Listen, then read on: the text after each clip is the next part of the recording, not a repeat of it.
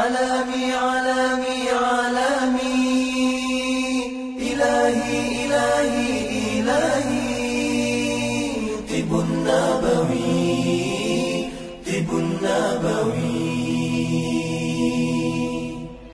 Assalamualaikum warahmatullahi wabarakatuh. Alhamdulillahirabbil alamin wassalatu wassalamu ala asyrafil anbiya'i wal mursalin sayidina Muhammad wa ala alihi washabihi ajma'in. Alhamdulillah, apa khabar Bapak Ibu sekalian? Pada hari ini bersama dengan Pak Haji lagi ya. Di petang-petangan begini kita belajar lagi tentang herba, terus belajar. Besok hari raya belajar lagi dah. Ada kuliah, ada hari raya. Hari raya tak ada kuliah lah. Cuti selama berapa hari kita cuti kuliah ni. Hari raya pertama, hari raya kedua dan hari raya ketiga dah. Kita mula hari raya keempat. Kuliah kita ada sedikit lagi. Kerana hari ni dah masuk kuliah kita yang ke 50 apa? 55 atau 56 55 rasanya ada 5 kuliah lagi yang bakal kita adakan lagi. Kemudian kita akan belajar tentang penyakit. Kemudian baru belajar herba balik. Jadi Alhamdulillah hari ini Pak Haji nak menceritakan sikit tentang herba untuk kilasi. Satu proses penyembuhan penyakit yang disebut sebagai kilasi. Tetapi kalau ejaannya CHILASI lah. Cilasi. Tapi bunyinya kilasi. Cilasi. Ataupun chelation terapi. Jadi itulah di antaranya. Kalau kita cuba nak tengok, nak rujuk chelation terapi ni, sukar sekali kita nak dapat infonya. Sebab hampir-hampir di dunia ni kaedah chelation terapi ni sangat sedikit digunakan. Sangat sedikit. Sebab apa? Sebab tak ramai yang boleh menyiapkannya. Ya, apatah lagi ramai kalau kita bercakap pun kepada masyarakat kita tentang chelation ini, mereka tak boleh terima. Tak boleh terima. Chelation ini digunakan di dalam dunia pertanian juga kita guna, dalam dunia pengobatan kita guna. Kalau dunia pertanian ya, kita lihat bagaimana kawasan-kawasan yang mempunyai metal yang tinggi, logam yang tinggi, ya, zat aluminium, zat besi yang tinggi, misal kata di kawasan tanah gambut yang tak bisa ditanam dengan apa-apa tanaman, kita dapat musnahkan metal tersebut. Kita dapat keluarkan. Kita bukan keluar, dia panggil ikat, menyebabkan pokok boleh hidup. Itu juga disebut sebagai chelation. Tetapi ini dalam tubuh kita ini mempunyai metal yang tinggi. Metal yang tinggi. Ada 4 yang Pak Haji nak sebutkan ini, iaitu mercury, iaitu plumbum, arsenik dan cadmium. Ya, ada 4 ini yang kita tak boleh ada daripada percentage yang diizinkan. Salah satunya bila kita membuka sebuah pabrik herba, macam Pak Haji buka pabrik herba ni tahun 1997 yang mendapat status GMP, maka dia kena pastikan herba ini bebas daripada racun. Memang herba tak guna racun, tetapi kadang-kadang kawasan tanah tempat ambil herba itu beracun. Misalnya kalau kawasan tanah itu ada industri, saya kata bateri, ya, maka dia akan ada banyak pelambam dekat situ. Itu adalah di antaranya. Jadi oleh sebab itu, maka bila orang itu menghantar herba pada kita, kita tulis di daerah mana mereka mendapatkan herba ini. Kerana tanah itu sangat penting, memastikan jangan ada racun. Itu yang pertama sekali. Baik. Jadi daripada herba inilah maka diproses untuk menghasilkan satu yang disebut sebagai chelation terapi. Terapi kilasi. Kilasi itu asal daripada perkataan kilit. Kilitnya berarti sepit, menjepit. Di mana heavy metal itu, misalnya mercury itu dijepit lalu dikeluarkan. Dijepit, dikeluarkan. Jadi belum ada perawatan kilasi yang Pak Haji tengok. Kalaupun ada pendapat-pendapat di negara-negara barat, mereka menggunakan bahan di dalam cat rumah. Tetapi itu telah ditolak. Itu telah ditolak di dalam pengobatan. Sebab memanglah beracun guna cat. Kita tak boleh guna.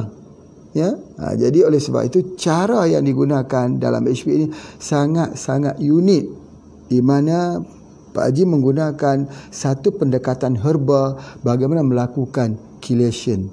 Ada dua perkara yang tidak diterima oleh ramai perubat-perubat ataupun pengamal-pengamal perubatan alopati. Yang pertama, mereka tak percaya dengan konsep kilasi yang diperkenalkan di dalam Deep Sea. Yang kedua, mereka tak percaya tentang human growth hormone yang ada dalam HGH. Mereka tidak percaya kata ada kemampuan kita menghasilkan begitu. Ya. Soalnya Pak Haji tak ambil hitung orang tu percaya atau tidak, sebab soalnya kita buat herba bukan untuk orang percaya, tetapi untuk orang guna. Bila orang gunakannya mendapati dia berkesan, alhamdulillah. Ya, itu ada di antaranya. Baik. Jadi sekarang ini nak terangkan dulu tentang aspek metal ini. Yang pertama, pelambam. Di dalam pelambam ini, di dalam obat-obatan tidak boleh ada lebih daripada 10 miligram per kilo. Itu pelambam. Agak dia punya 10 tu agak besar. Mesti di bawah. Yang kedua, arsenik mesti di bawah 5 miligram per kilo. Yang ketiga ialah mercury mesti di bawah 0.5 miligram. Dan begitu juga dengan kadmium, dia mesti di bawah 0.3 miligram per kilo. Sebab apa ni? Sebab metal ni beracun. Dulu dalam kuliah Pak Haji yang lepas, Pak Haji ceritakan macam mana seseorang itu selepas makan kerang tiba-tiba muntah darah, pulang ke rumah, ini jadi hitam-hitam dan akhirnya meninggal. Berapa ramai orang jadi begitu? Sebab apa? Sebab dia adalah metal. Dia adalah mercury. Ya, dia adalah merupakan racun. Yang ada yang mungkin dia pelambam dan sebagainya yang ada dalam makanan tersebut.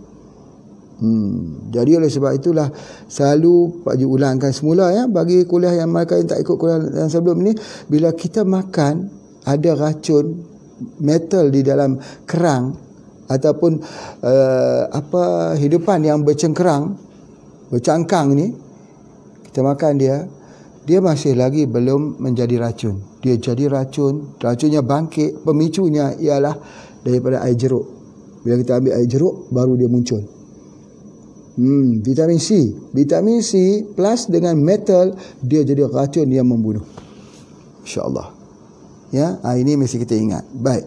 Jadi oleh sebab itu, maka apabila seseorang itu mempunyai mercury ataupun pelambam ataupun arsenik ataupun kadmium dalam tubuh badannya itu, maka banyak kesan-kesan yang berlaku pada dirinya. Nak cerita di sudut orang dewasa, nak cerita di sudut orang tua, dan nak cerita di sudut anak-anak yang kena. Salah satu simptomnya kalau kita kena daripada ini, iaitu yang pertama sekali, dia akan jadi serangan saraf. Metal, dia akan pergi ke saraf. Saraf ini dia akan menyebabkan seseorang itu persis seperti kena santet. Dia jadi halusinasi. Saraf ini menyebabkan dia hilang semangat hidup. Dia hilang semangat hidup, dia jadi kemurungan, dia jadi anxiety, dia jadi masalah-masalah kejiwaan ini. Masalah kejiwaan ini boleh jadi berasal daripada masalah racun.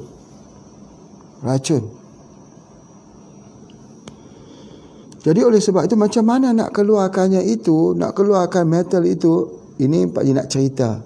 Salah satu, ya, masalah jiwa ialah autis. Masalah jiwa adalah autis. Sebab tu anak-anak autis ini tidak boleh diberikan minyak wangi. Kalau kita bagi minyak wangi, dia makin aktif, dia makin obses. Sebab dia mempengaruhi jiwa dia. Jadi oleh sebab itu, maka kalau kita tengok anak-anak autis ini, kadar mercury-nya itu tinggi di dalam darahnya. Bila anak-anak itu ambil mercury, anak-anak itu masih belum lagi makan makanan luar, hanya susu ibu saja. Kelenjar mamari ini daripada susu ibu ni tidak bisa ditembusi oleh heavy metal. Allah ciptakan begitu. Walaupun tidak ada kelenjar khas.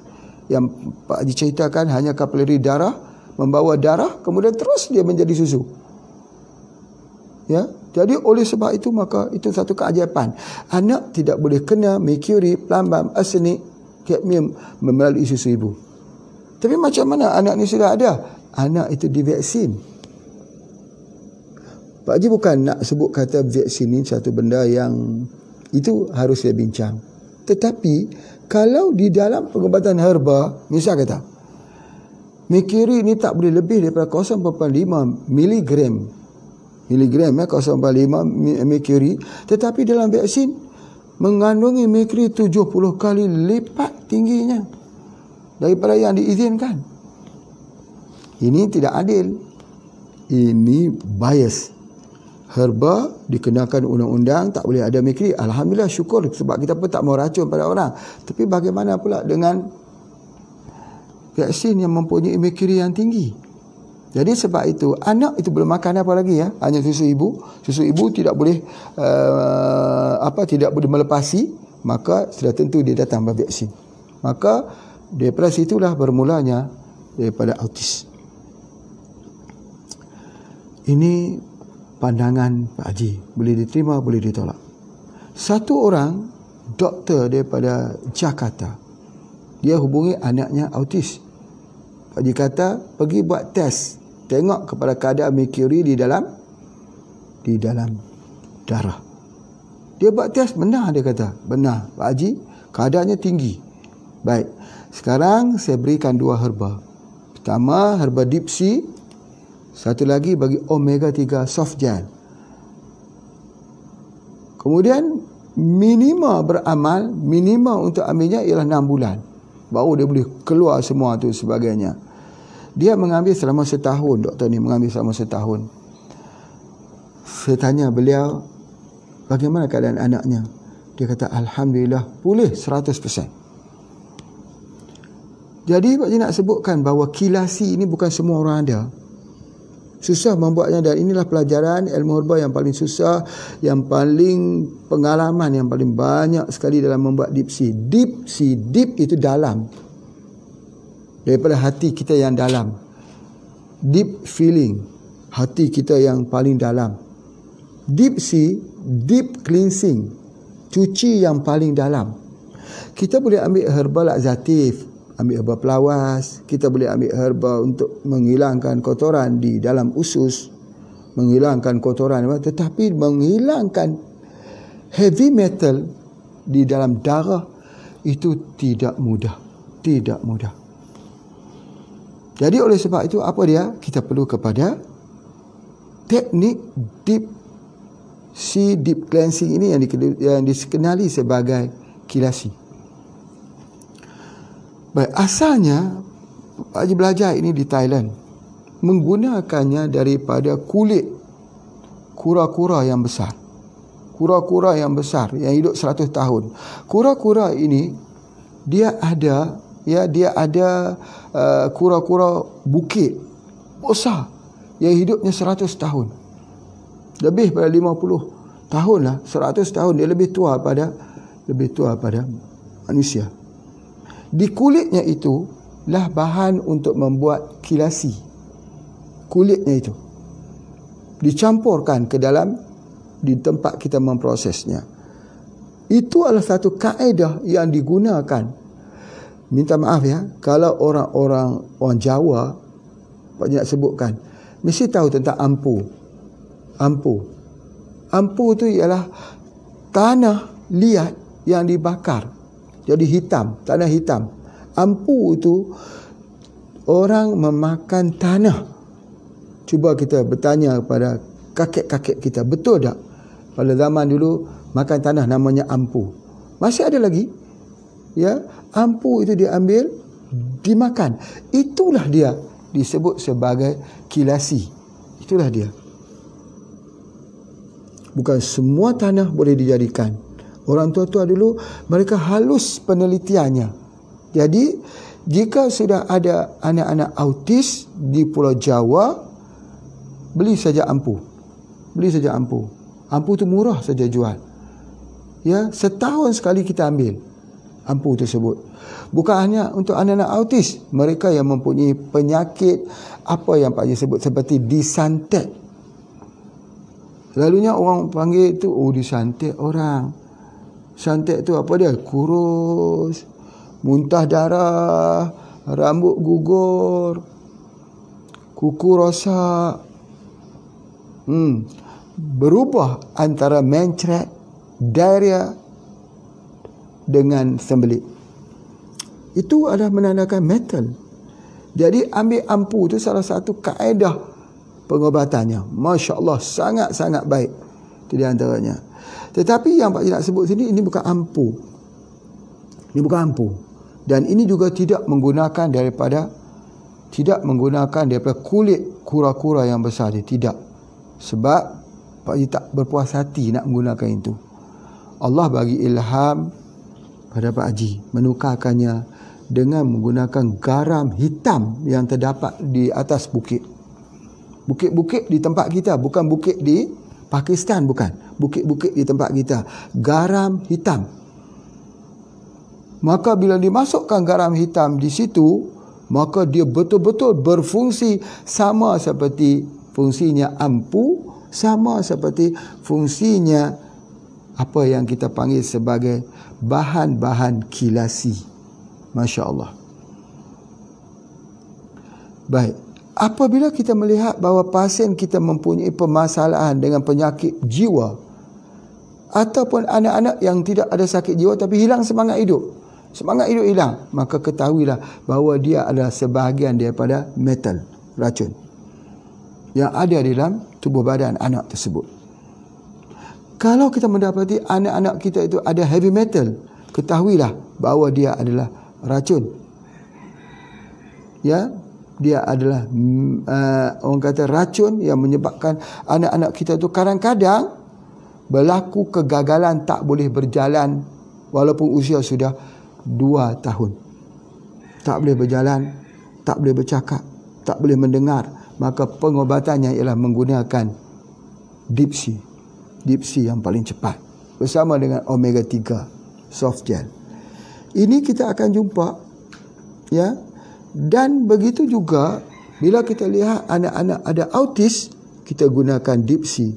Dan juga kita gunakan bagi anak-anak yang mempunyai permasalahan, ya, yang orang kata yang mempunyai permasalahan sikap dan semangat. Namun sebahagian besar masalah anak-anak ni telah pun dapat kita hilangkan melalui radio IQ. Sudah hilangkan.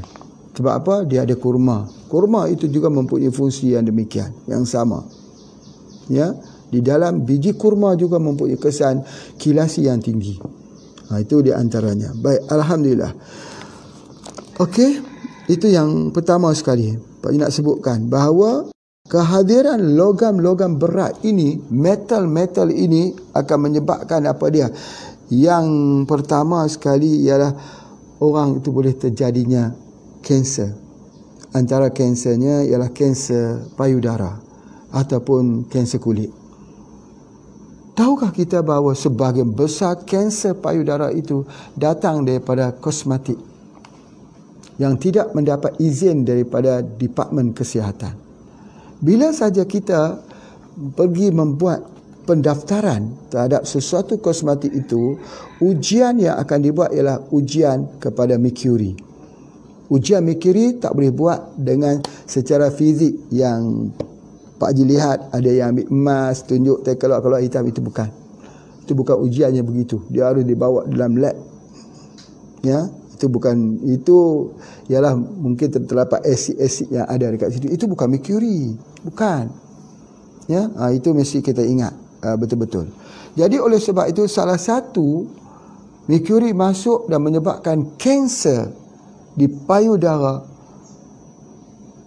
ataupun masalah kerosakan eczema di kulit itu ialah daripada kosmetik. Ingat betul-betul. Dan sudah tentu kosmetik ini bukan hanya sekadar tidak dapat pendaftaran dengan Departmen Kesihatan, tetapi kosmetik ini kosmetik murahan. Tujuan dia apa dia? Untuk mencerahkan muka dengan masa yang cepat. 1 minggu saja orang pakai sudah putih mukanya, kemudian rosak. Itu sebab yang Pak Haji nak sebutkan, berhati-hati. Berhati-hati sungguh di dalam penggunaan kosmetik, sebab kosmetik adalah penyumbang terbesar keracunan heavy metal dalam tubuh badan kita. Dia harus dikeluarkan. Dia harus melalui satu kaedah kilasi, iaitu dengan menggunakan dipsi. Itu adalah di antaranya. Ya. Jadi oleh sebab itu maka mungkin cuba kita lihat. Ya, mungkin orang yang menggunakan kosmetik berterusan tetapi masih terdapat penyakit kanker payudara tidak sembuh sebab kosmetik digunakan. Terus berterusan. Itu sangat-sangat penting. Dan kita dapat lihat lagi pembengkakan kepada kelenjar getah bening ni, bengkak. Ya, limf node itu membengkak di bawah dan sebagainya. Itu menunjukkan bahawa ada racun masuk. Selain daripada bakteria, selain daripada virus, tetapi boleh jadi yang masuk itu adalah daripada heavy metal. Jadi oleh sebab itu perubatan ataupun kilasi terapi ini mesti dipraktikkan. Ya, jadi Pak Haji telah kumpulkan sebahagian daripada herba-herba yang kita gunakan. Ya, dan dimasak dengan begitu lama sekali.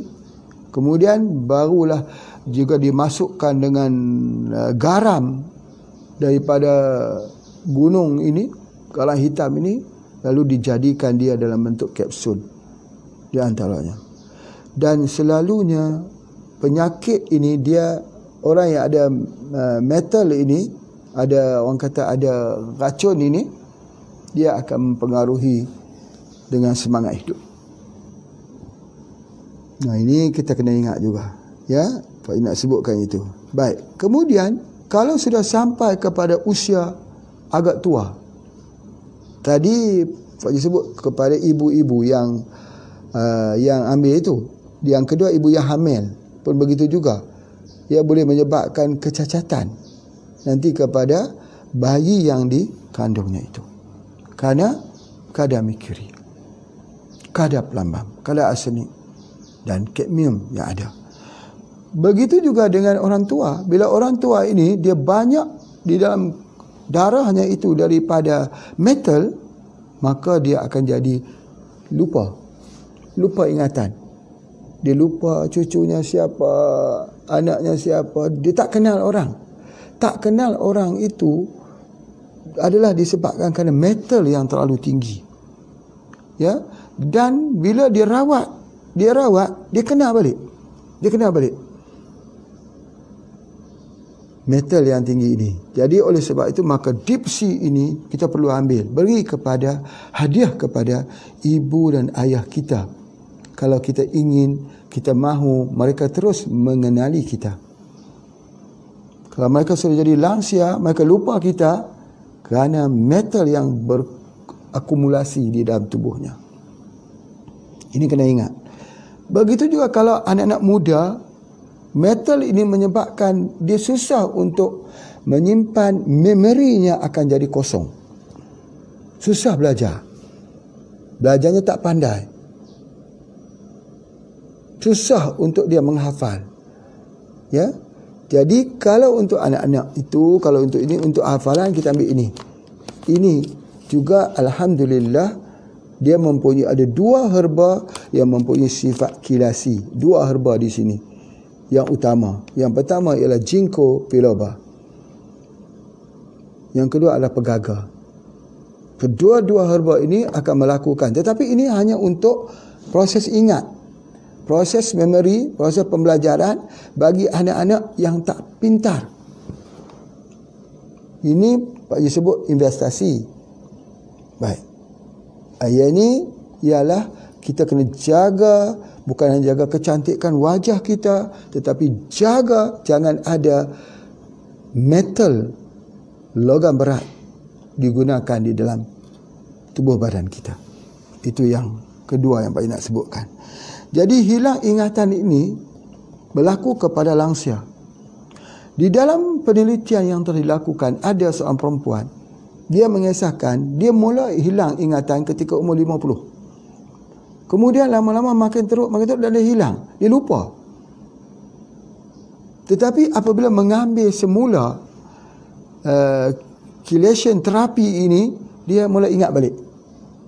Dia mula ingat satu-satu balik. Dalam tempoh yang dekat. Sebab apa? Sebab sebenarnya ingatannya itu tertutup dengan metal. Itu saja. Kalau dia dapat keluarkan itu, Masya Allah. 2 saja yang perlu disinergikan dengan omega 3 soft gel. Ataupun herba apa yang ada omega 3. Itu yang kita gunakan. Dan selalunya metal ini dia akan berakhir dengan kegagalan buah pinggang. Buah pinggang jadi rosak. Hampir-hampir orang pada hari ini menyaksikan bahawa kegagalan buah pinggang dengan penggunaan mesin hemodialisis yang makin hari makin banyak, tetapi masih tidak menjuruskan kepada perbincangan sebab berlakunya kegagalan ginjal. Selalunya kita akan sebut dia adalah satu penyakit komplikasi. Darah tinggi, kencing manis, jantung, ginjal. Betulkah hasil daripada penyakit itu? Ataupun dia datang daripada metal, logam berat. Logam berat ini berada di keliling kita. Sayur-sayuran yang menggunakan racun serangga, racun rumpai, digunakan begitu sekali. Undang-undang, tengok ya, di sudut undang-undang penggunaan bagi tanam-tanaman yang kita semprotkan, spraykan dengan racun rumpai, mesti dah di-harvest selepas 14 hari. Mana ada sayur yang 14 hari kemudian baru ambil? Mana ada? Kalau ada, semua dimakan oleh ulat. Habis dimakan oleh ulat. Sebab undang-undang itu tidak berlaku, sebab hari ini ulat, serangga-serangga yang memakan sayur-sayur itu sudah mempunyai kekebalan, immunity, resistant, di mana sayur-sayur itu, ya, mereka akan boleh makan racun itu. Mungkin dulu mak bapak pada serangga itu mati, tetapi melahirkan cucu yang resistant. Jadi bila kita gunakan kimia lebih tinggi lagi, cucunya pun mati. Tinggal cicitnya. Cicitnya yang lebih kuat. Cicit kuman. Cicit daripada cicit serangga. Dia akan itu. Itulah yang Pak Haji selalu sebut. Apa dia? Kuman-kuman kebal di bilik operasi. Bilik operasi. Di dalam bilik operasi itu, sebelum dia buat operasi, disterilkan dulu. Kemudian baru dia buat operasi. Steril yang pertama betul, mati dia punya kuman tersebut. Tapi keluar anak kuman. Steril lagi, keluar cucu kuman. Jadi generasi by generasi, akhirnya dia melahirkan kuman kebal di bilik operasi. Orang pun dioperasi. Itu selalu istilah kita dengar. Operasi berjaya, pesakit meninggal. Sewaktu operasi itu hampir 100% operasi boleh dikatakan berjaya. Tetapi yang kita takut bukan sewaktu operasi, tetapi seminggu selepas operasi.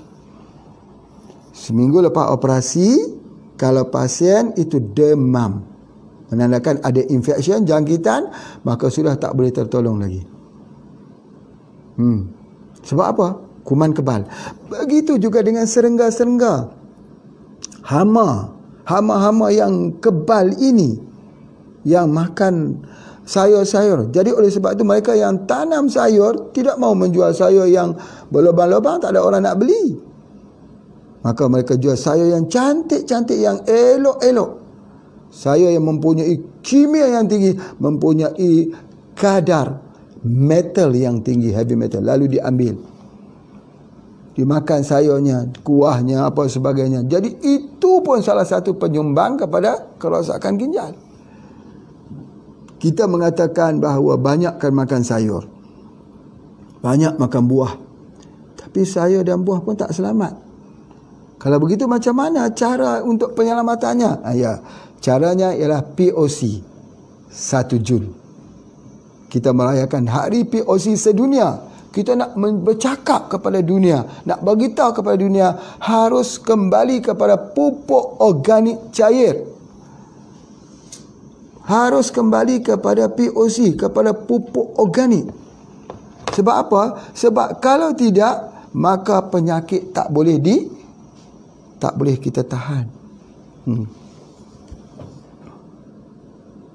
Jadi oleh sebab itu maka POC harus dijadikan sebagai salah satu daripada wajib di dalam apa? Di dalam pengurusan.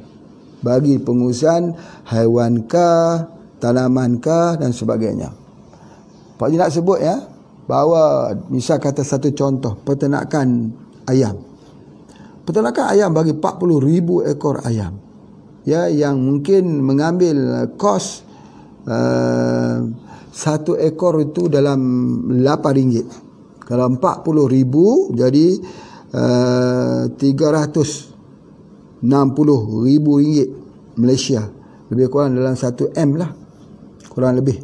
Untuk memelihara ayam bagi 40,000 ekor. Tetapi POC yang kita gunakan di dalam ayam hanya RM2,000 saja.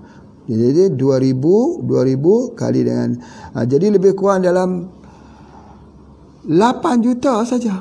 8 juta rupiah sahaja daripada 1 M digunakan untuk menyelamatkan ayam itu daripada menggunakan bahan kimia.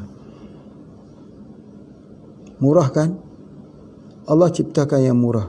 Buah bagus tetapi banyak racun. Sayur bagus tapi banyak racun. Ayam bagus, banyak racun. Jadi sebab itu Pak Haji nak sebutkan ini bahawa kita ada di rumah kita. Ini bukan hanya untuk POC digunakan tapi digunakan untuk hilang keracunan di dalam ayam atau hilang keracunan di dalam sapi. Macam mana? Tak mengapa. Bila kita sudah beli ayam, daging ayam tadi atau daging sapi tadi, kita rendam dalam air seperti biasa ya. Satu tutup. Masuklah 500 ml, baca suratul Fatihah, goncang 50 kali, kemudian masuk ke dalam air 10 liter. Kita rendam dalam air 10 liter tersebut. Ayam pun direndamkan, daging sapi direndamkan. Nanti bapa ibu akan lihat bahawa darah yang ada pada ayam dan darah yang ada pada daging sapi itu semua akan keluar. Bila dia keluar, ingat racun itu berada banyak di dalam darah. Bakteria ada banyak di dalam darah. Salah satu daripada caranya bagaimana untuk menghilangkan racun di dalam makanan daging. Baik, sudah 30 minit, kita bagi laluan pada iklan terlebih dulu. Silakan.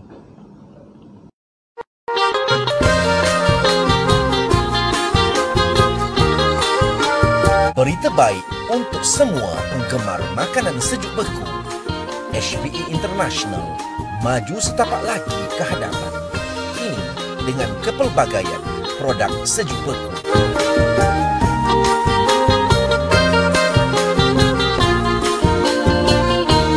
Sempena sambutan Hari Raya Aidilfitri yang akan datang tiba tidak lama lagi. Produk-produk yang dikeluarkan daripada frozen food Pak Haji akan menggempur pasaran. Samosa ayam daging, samosa ayam kampung, kari pap ayam, popia, bobola ayam, nugget ayam, ayam perap, wings, drumstick dan lain-lain, kulit popia, daging burger ayam, daging bakso ayam, dan ayam sejuk beku mengikut bahagian ayam.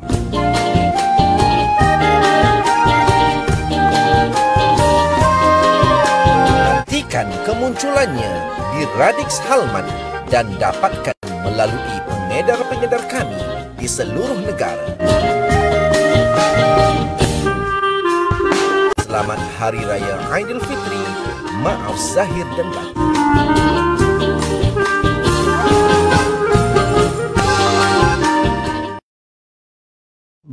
Alhamdulillah, Pak Haji sambung lagi untuk kita memahami kuliah kita pada hari ini. Besok raya pertama, raya kedua, raya ketiga kita cuti dulu kuliah kita. Raya keempat kita sambung insya-Allah. Walaupun Pak Haji tak pergi ke mana-mana, tapi biarlah ibu, bapa, tuan-puan bercuti dengan keluarga dahulu ya. Sambil-sambil makan kuih raya tu ingatlah kepada Pak Haji sama yang duduk di hutan Yan ini. Tapi apa pun insya-Allah kita nikmati hidup ini.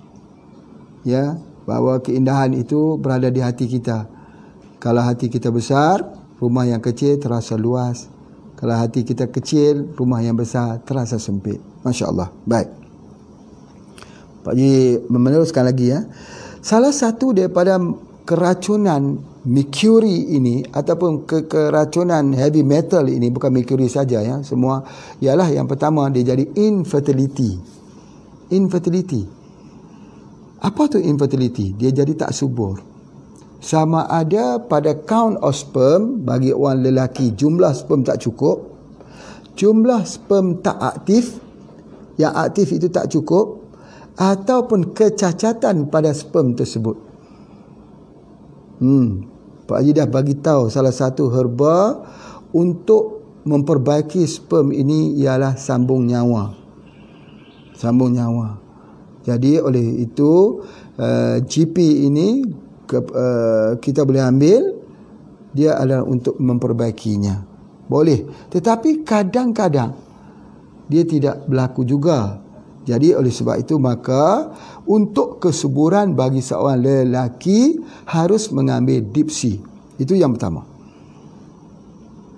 Tetapi kalau perempuan juga mempunyai racun metal yang tinggi, dia pun infertility juga. Ovum itu. Dia tak dapat, dia tidak mengalami kematangan. Jadi oleh sebab itu ovum tak matang ini menyebabkan dia juga gagal untuk hamil. Jadi oleh sebab itu mereka yang tidak ada zuriat keturunan boleh mencuba dengan pengkaedahan sebuah kefahaman kemungkinan besar ada masalah racun metal. Alhamdulillah daripada pengalaman Pak Haji beri kepada pasien-pasien ini, sebab kita tidak tahu apakah sebabnya ya. Kadang-kadang masalah di tiup fallopiannya, kadang-kadang ada masalah di tempat lain. Tetapi bagi masalah yang sudah didiagnoskan oleh doktor, mengatakan kedua-duanya subur tetapi tak hamil, selalunya kita bagi dipsi. Alhamdulillah. Kalau dulu Pak Haji akan bagi dipsi, bila bagi dipsi saja kena bagi omega 3. Mesti sinergi antara dipsi dan omega 3 ini.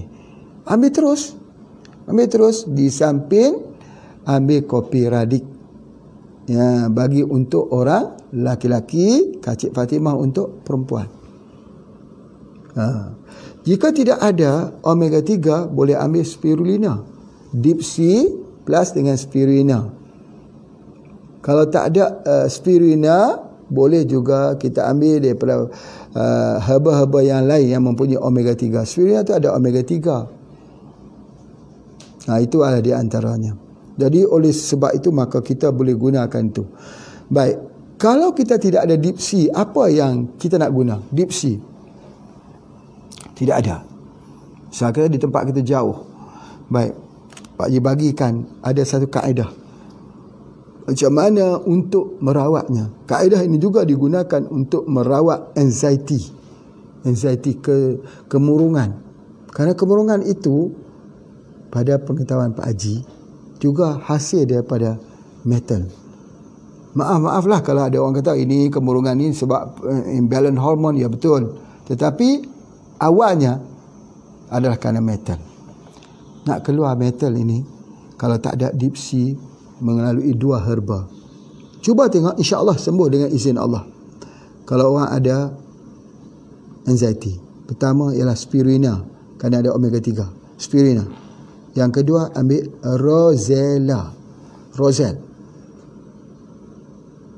bercampuran di antara spirulina dengan rosella ini, masya-Allah, terbaik untuk yang masalah jiwa, kejiwaan. Itu di antaranya ya, ada dalam buku kita Jawi Medherb 1, 2, 3, 4 ada cerita tentang bagaimana merawat masalah-masalah orang kata masalah kesurupan, masalah kejiwaan ini. Ingat, Rosella itu dan juga ingat spirina itu pergabungan di antara dua warna merah dan hijau.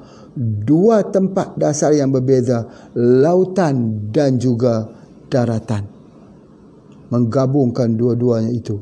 Vitamin C dan bioflavonoid yang tinggi, klorofil yang tinggi, bergabung antara duanya itu memperbaiki keseluruhan hidup, hormon, perasaan diri kita.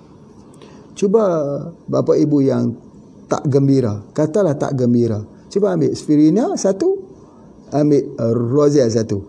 Jadi happy jadi ubat penenang.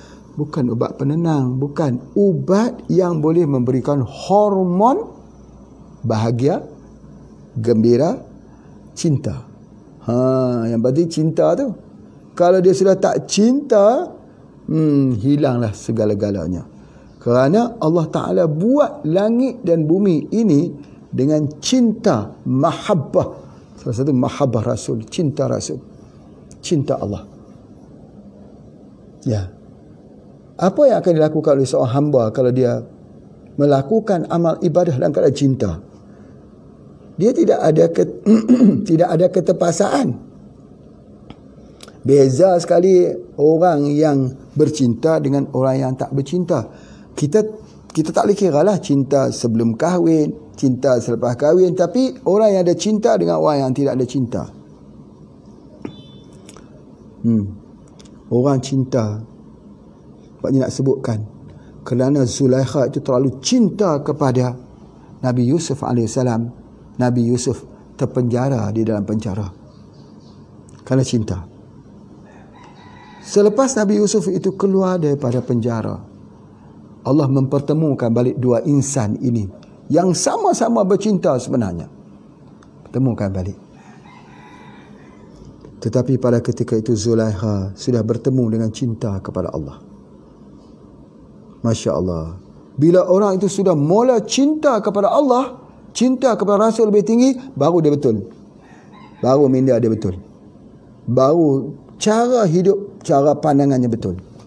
Tapi selagi dia belum ada cinta kepada Allah dan cinta kepada Rasul, maka cintanya itu berdasar kepada nafsu. Maka oleh sebab itu, maka akan terjadi banyak masalah. Jadi oleh sebab itu Allah buat hormon cinta kepada Allah dan kepada Rasul ini. Jadi oleh sebab itu, maka apa yang Pak Haji nak sebutkan sini, bahawa kerana cinta ni lautan dalam orang sanggup untuk renangi. Lautan api lagi sanggup untuk dihadapi. Masya Allah. Baik, sebenarnya nak menghidupkan ini dinamakan semangat, willpower. Nak hidupkan semangat ini, maka perlu ambil vitamin C dan spirulina. Vitamin C dan spirulina. Kalau kita lepas, maksudnya kita tak ambil, nanti ketika ada beban, kita tak kuat. Maka kena ambil AGH. Kalau tak ambil AGH, Deep Sea. Sebab itu, Pak Haji gunakan Deep Sea ni untuk ubat orang gila. Bagi dia makan. Sebab apa? Dia mengembalikan hormonnya. Itu ada antaranya. Okey. Kemudian, salah satu yang Pak Haji nak sebut tadi ialah kerosakan ginjal tadi ni, ialah kerana metal. Kita kena keluarkan. Macam mana cara nak keluarkan? Itu Deep Sea. Bagi pesakit-pesakit yang menggunakan hemodialisis, pesanan Pak Haji sini, cuba-cubalah menggunakan Deep Sea. Mudah-mudahan makin kurang. Ya, insya-Allah. Baik, kemudian pula dia akan merosakkan bukan hanya otak tapi juga saraf yang menyebabkan Parkinson. Pak Haji ada buat satu herba dipanggil Evergreen Centella. Evergreen Centella ini percampuran di antara spirulina, tengok spirulina lagi, dan juga kita campurkan dengan spirulina itu dengan pegaga. Ini pegaga ini. Sebab itulah kenapa pegaga itu menguatkan otak kita. Otak dia selain pada dia menguatkan otak, dia menguatkan ingatan. Orang yang pikun, orang yang lupa kerana metal, ini dia. Anak-anak yang paling banyak sekali guna metal. Di mana penggunaan metal kepada anak-anak? Pensel warna. Pensel warna itu banyak sekali. Nanti akan kita bincangkan. Tetapi apa yang Pak Haji nak sebutkan dekat sini, bahawa dia akan ada Parkinson bagi orang tua. Tapi bagi anak-anak, dia akan melumpuhkan ingatan kepada otak. Ni Evergreen Centella. Evergreen Centella ini percampuran di antara dua. Yang pertama daripada spirulina, ya, pertama daripada spirulina. Yang kedua dia menggunakan daripada gaga. Ini hidup ini. Gaga hidup. Ini bagus sekali. Berhenti orang Parkinson. Pak Haji hantar kepada Persatuan Parkinson Malaysia. Hantar sampel lagi. Tapi mereka tak mau dengar. Mereka merasakan ini satu bisnes. HPA nak berbisnes. Itulah selalunya orang lihat kita. Ya, dia lihat kita ni selalunya nak bisnes, apa saja pasal bisnes. Sehinggakan ya nilai-nilai kemanusiaan itu sudah hilang, sudah tak dipandang orang. Semuanya bisnes, wang. Sebab wang. Kita adakan kuliah ni sebab wang. Kita ini buat produk ni sebab wang. Nilai insaniah itu sudah hilang. Karamah insaniah itu sudah hilang. Values, religious values, nilai agama. Di mana Pak Haji nak sebut sikit ucapan Lim Kuan Yew, iaitu Perdana Menteri Singapura. Beliau mengatakan bahawa aku berjaya menjadikan Singapura ini sebuah negara maju. Tetapi aku gagal untuk menjadikan penduduknya itu religious value, yang mempunyai religious values. Itu ucapan beliau ketika saat nak mati. Bahawa bagaimana kalaulah manusia ini hidup hanya untuk material, untuk benda. Manusia hidup tidak ada nilai. Nilai di sudut kasih sayang. Nilai untuk bantu, saling bantu-membantu. Nilai melihat kesusahan orang lain sama seperti kesusahan kita. Melihat tangisan orang itu adalah tangisan kita. Manusia hidup berakus apa saja mau dikaut untuk diri pribadi. Itu values, nilai. Islam dia tak ajar begitu. Islam adalah agama yang diturunkan melalui perutusan para nabi untuk merangkul seramai orang. Yang susah dipegangnya, yang susah. Yang tidak upaya dipegangnya, yang jatuh diangkat. Islam melihat kesemua itu harus hidup di atas permukaan bumi ini dengan damai-damai. Undang-undang Islam bukan untuk menghukum, tapi pendidikan, shield, perlindungan, supaya orang dapat tidur pada waktu malam, supaya orang tidak rasa ketakutan. Sewaktu pelaksanaan undang-undang Islam, sangat sedikit, terlalu sedikit kasus-kasus yang berlaku. Sebab apa? Manusia terbentuk dengan nilai agama. Tidak mencuri walaupun mempunyai kesempatan. Tidak mengambil tanpa meminta. Ya, jadi oleh sebab itu, maka nilai agama itu paling penting. Baik. Jadi oleh sebab itu, maka Cordial Evergreen Centella ini digunakan. Apa dia? Pegaga spirulina. Kalau yang Pak Haji sebut tadi, spirulina plus dengan rosen. Pegaga spirulina ini pegaga dengan ginkgo. Allahu Akbar. Apakah pegaga ini salah satu daripada herba yang digunakan untuk otak, untuk saraf, untuk buang metal? Ya, salah satu. Herba mempunyai serat yang tinggi. Ya, itu ada di antaranya. Baik, yang kedua seterusnya, orang yang ada metal ini dia akan jadi kurus. Turun berat badannya. Nampak drastik sekali. Sebab dia sudah berlaku pencemaran di livernya, di hatinya. Orang yang nak bagi kurus badan itu, dia makan ubat untuk fungsinya di hati. Sebab itu banyak ubat-ubat kurus badan itu menyebabkan orang yang mengamalnya mati. Sebab apa? Sebab dia rosak hati. Banyak. Orang itu boleh turun berat badannya bila fungsi hati itu ya diberikan dengan satu fungsi lakonan yang tak betul, maka dia akan terjadi begitu. Jadi turunnya berat badan. Jadi oleh sebab itu maka salah satu yang boleh kita lihat ialah orang itu jadi kurus. Jadi kurus. Kemudian seterusnya itu dia akan sakit kepala. Itu gejala awal. Gejala awal adanya metal, sakit kepala.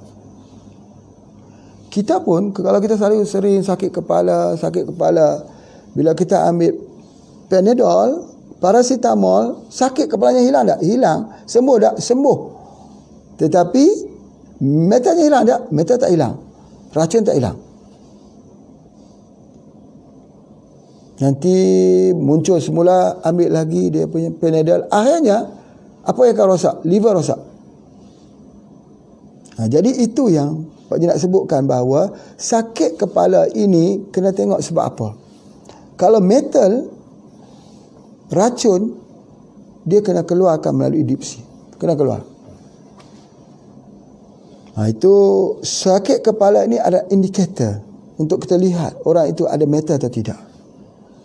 Dia jadi apa? Dia panggil organ-organ yang paling hujung. Kesemutan, kebas di hujung jari, tangan, kaki, kepala dia sakit. Satu lagi, heavy metal ini dia akan sakit di tulang belakang. Pak Haji dah cerita dulu, ketika metal ini masuk dalam tubuh badan kita, kenapa mekanisme tubuh badan kita tidak menolak metal tersebut? Kenapa? Tubuh ini dia bisa mengenal ini bukan mineral. Ini adalah metal, ini mercury. Ini pelambab, ini arsenik. Kenapa tubuh menyerap juga? Sebab metal itu masuk dalam tubuh itu, dia menyerupai seperti kalsium. Dia masuk dalam tubuh badan kita itu tampak seperti kalsium. Jadi bila dia jadi seperti kalsium itu, maka tubuh akan mengisyaratkan dia letak pada gigi, letak pada tulang, sebagainya. Jadi bila tubuh keadaan letak pada tulang itu sebab dianggapnya seperti kalsium. Bila tubuh kita jadi asam, maka tulang ini dikeluarkan untuk pengapuran. Yang keluar adalah metal. Maka bermulalah penyakit. Sebab itu ada orang sebut, saya lepas saya minum fresh orange, lemon, ataupun saya minum jeruk, saya rasa sakit seluruh badan saya. Kenapa? Ya, metal. Atau selepas saya ambil yang jenis-jenis kacang, tak kira lah kacang tanah ke, kacang panjang ke, kacang kita ambil, saya sakit semua sendi-sendi saya. Kenapa? Metal. Bukankah kacang tu asam, Pak Haji? Betul, dia asid, asam. Asam itu menyebabkan kalsium di dalam tubuh badan kita terkuras. Tapi yang keluar bukan kalsium, yang keluar adalah metal. Gigi gugur, satu-satu gugur. Maka dia akan menghadapi masalah sakit di tulang belakang. Bila dia sakit di tulang belakang itu adalah saraf pusat. Saraf pusat yang menyebabkan dia akan berlaku kesemutan. Saraf pusat. Racun ini di dalam darah ini, metal dalam darah ini sangat sukar untuk dites. Orang akan pergi tes tekanan darah. Boleh tes juga virus dalam darah. Boleh tes juga tentang jantung. Boleh tengok gula. Tapi jarang sekali orang tes metal di dalam darah. Jarang. Tes metal ini ada dua pengkaedahan. Satu menggunakan rambut Rambut boleh kita gunakan untuk menentukan metal. Dia panggil cerakinan rambut. Sama seperti pokok sawit. Contoh sajalah. Pokok sawit itu nak tentukan mineral itu cukup atau tidak kepada pokok tersebut, ambil daunnya. Kita buat cerakinan daun. Tengok daripada daun itu, analisa daun itu, kita sudah tahu bahawa ini kekurangan apa. Begitu tubuh badan kita juga, ambil daripada rambut, daripada kuku. Ya, atau orang dahulu kerana mereka tidak ada mesin pada ketika itu, mereka cabut. Orang sakit itu cabut dia punya, mereka pegang di hujung rambut itu, cabut. Tengok putusnya di mana. Kalau putusnya di tengah, alhamdulillah. Mungkin kering, mungkin panas, mungkin yin, mungkin yang. Tapi kalau putusnya itu di umbinya, umbisinya tercabut, maka mereka akan ubat dengan pengobatan untuk mengeluarkan racun. Pak Haji ulangi sekali lagi bahawa ampu yang telah digunakan dalam masyarakat Jawa itu salah satu daripada cara untuk mengeluarkan racun. Jadi jangan sepelekan penemuan-penemuan sesepuh kita. Sesepuh kita itu, walaupun kita katakan mereka ini orang-orang tua-tua yang tidak ada pelajaran, tapi cuba kita banding kesihatan tubuh badan mereka dengan kita. Siapa yang lebih kuat? Pak Haji tengok di Jogja itu, ibu-ibu yang tua-tua itu, membawa rumput hijau besar itu di atas belakangnya itu. Berjalan dalam keadaan bongkok begitu. Mungkin kalau dah terlalu lama membawa rumput itu, bongkok begitu. Naik bukit tinggi pula. Kita yang tak bawa apa, bawa HP saja pun capek. Dia naik bukit tinggi tu. Dekat dia punya Penting Sari, tempat pelatihan Habib Aceh. Ya, di bawah tu tempat kita buat pelatihan. Jadi nak naik ke atas itu ada seperti kawasan tinggi. Nak naik ke atas tu, cuba kita naik tengok. Kita naik pun, ya Allah. Dia naik boleh, naik pelan-pelan. Ibu tua. Sebab apa? Sebab mereka mempunyai metodologi cara untuk penyembuhan. Kalau di Jepun, ada orang yang usianya 100 tahun ke atas, 116 tahun, mencatat rekod usia panjang-panjang. Generasi dia semua usia panjang. Dia telah meninggalkan satu metodologi, cara macam mana untuk berusia panjang yang ditinggalkan kepadanya, iaitu mengeluarkannya racun itu melalui telapak kaki. Dia ada satu bahan macam inilah Pak Haji tunjukkan. Ni mungkin Bapak Ibu telah pun melihatnya. Betul Pak, segi begitu. Itu diletakkan di bawah tapak kakinya, pada malam esok dibuang. Bahan yang hitam itu ialah abu daripada bambu. Kita sendiri pun boleh buat abunya daripada bambu untuk keluarkan. Jadi bila dia buat begitu, seluruh tubuh badannya itu akan jadi sihat pada esok harinya. Apa yang digunakan? Arang daripada bambu. Tradisi itu telah digunakan dan terbukti dia merawat semua penyakit. Baik, soalannya ada data klinikal, tak ada data klinikal, itu kita bincang kemudian. Tetapi terbukti generasi itu berjaya dan mereka telah menurunkan ilmu pengetahuan ini daripada generasi ke generasi. Baik. Kalau dalam HPA ini, ilmu perawatannya ialah menggunakan minyak bubut MPH. Ini adalah arang. Yang hitam itu adalah arang, karbon aktif, yang disapu pada waktu malam sebelum tidur malam. Pak Haji dah sebut dah bagaimana wanita selepas bersalin, dibasahkan kakinya itu, dipakai stokin, badannya akan segar. Apa rahsianya? Rahsianya jaga pergerakan darah di kaki. Sihatlah tubuh badan. Apakah untuk orang lepas bersalin? Tidak. Kita yang sihat pun begitu juga. Setiap malam lumurkannya daripada MPH ini di bahagian betis sampai di bawah tapak kakinya. Kemudian pakai stokin, dia akan serap masuk Besok bapa ibu cerita kepada Pak Haji, betul tak apa yang Pak Haji kata? Tubuh badan jadi fresh, jadi sihat. Ini untuk penyakit apa? Untuk semua penyakit. Sebab kunci dia perawatan itu ialah blood circulation yang berlaku di bawah telapak kaki. Itu namanya pelajaran refleksologi. Refleksologi boleh menyebabkan kita tidur enak. Refleksologi menyebabkan tenang kita, release kita. Baik, kalau kita tak ada refleksologi, sapu saja. Biar dia hangat sikit sapu, Masya Allah. Masya Allah. Sebab kebanyakan orang sakit, kakinya dingin. Kakinya dingin. Kalau saya tak mau guna minyak bubut, boleh tak saya gunakan? Boleh. Apa? Boleh guna, ambil daripada susu kambing. Minum sebelum tidur malam. Dia juga memanaskan bayi kaki. Atau deep sea.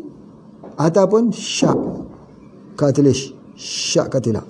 Dia memanaskan kaki. Tetapi praktikalkah kita menggunakan itu? Ya betul. InsyaAllah boleh kita gunakan. Tetapi lebih baik kalau Pak Haji katakan Bismillah.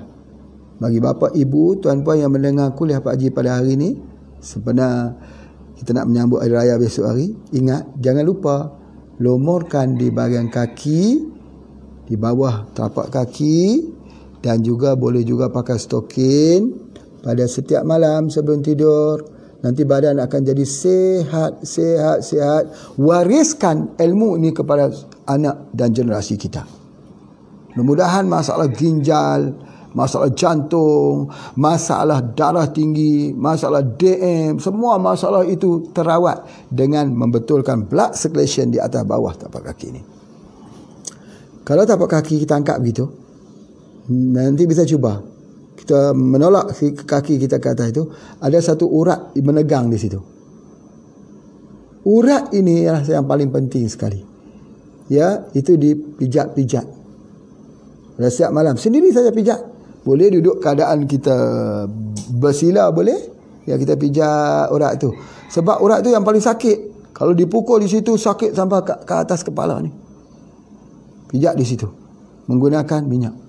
Sampai tapak kaki kita itu terasa panas. Kemudian baru tidur. Masya Allah. Dapat deep sleeping. Dapat lawas. Dapat blood circulation yang bagus. Hilang kesemutan itu. Dengan hanya pijat di bawah telapak kaki saja. Itu satu kaedah. Ya. Dan kalau boleh ambil deep sea, lagi baguslah. Itu yang Pak nak sampaikan. Baik. Oleh sebab itu maka bagi kita sakit lenguh, ngilu, sakit kulit dan sakit kuku ini, itu adalah menandakan. Bapak ibu sekalian, macam mana kita nak tahu kalau metal ini sedikit, bukannya banyak? Kalau banyak betul muntah darah, tapi adanya sedikit. Tetapi sedikit lama-lama merosakkan. Perut sentiasa kembung. Kalau perut sentiasa kembung, ya, mulalah berfikir tentang deep sea, chelation terapi. Fikirlah bahawa liver itu sudah mula terkontaminasi. Bila perut kembung itu, maka fikirlah harus disapukan minyak bubut di bawah tapak kaki pada setiap malam. Jadi, jika begitu, kalau perut itu kembung, kita kena fikirkan bagaimana kena ambil deep sea ni. Kedua, kalau fikiran kita tak enak, tak gembira, fikir-fikir yang nak mati saja, hilang semangat hidup, ambillah deep sea. Yang ketiga, kalau kita ada anxiety, ya masalah anxiety, masalah mental disorder, ambillah deep sea.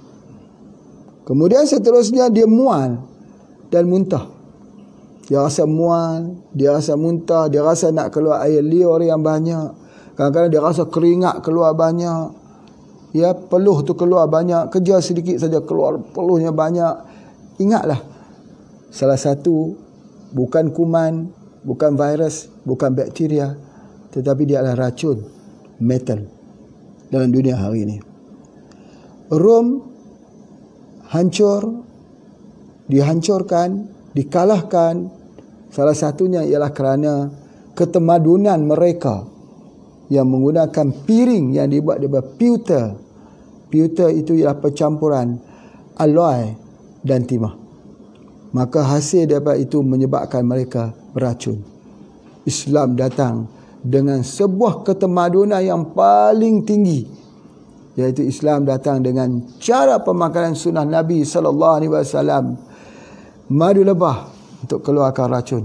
Mengambil makanan-makanan daripada makanan sunnah Nabi, iaitu al-hijamah, berbekam untuk keluarkan juga racun. Berpuasa untuk keluarkan racun. Dan makan bila lapar, berhenti sebelum kenyang. Jadi itulah yang dikatakan bagaimana cara hidup Rasulullah SAW itu sangat-sangat terbaik. Dan begitu juga apa yang Pak Haji nak sampaikan di sini sebagai akhirnya ialah tolong ingat-ingatkan siapa yang mengikuti kuliah ini, sudah masuk kuliah yang ke-55. Kita ada 5 kuliah lagi untuk menamatkan pelajaran tentang herba. Sudah itu kita sambung dengan pelajaran mengkaji penyakit dan herba. Dan yang seterusnya Pak Haji nak ingatkan ya, satu yang harus diingat betul-betul ialah bagaimana kita mengamalkan herba pada setiap malam. Pertama, pastikan yang boleh dapat tidur malam. Mengkudu, ya, boleh tidur malam. Yang kedua, boleh susu kambing kita minum sebelum tidur malam. Akan menyebabkan deep sleeping. Betul, kita boleh ambil lagi daripada herba-herba yang lain, HGH dan sebagainya, wave. Kita ada banyak metodologi pengobatan itu. Dan yang terakhir, Pak Haji pesankan, jangan lupa lomorkan, basahkan kaki dengan minyak bubuk sebelum tidur malam. Nanti selepas saja hari raya, cerita kepada Pak Haji, betul atau tidak apa yang Pak Haji sebutkan ini. Kaedah perawatan sangat baik untuk semua penyakit. Terima kasih semua. Assalamualaikum warahmatullahi wabarakatuh.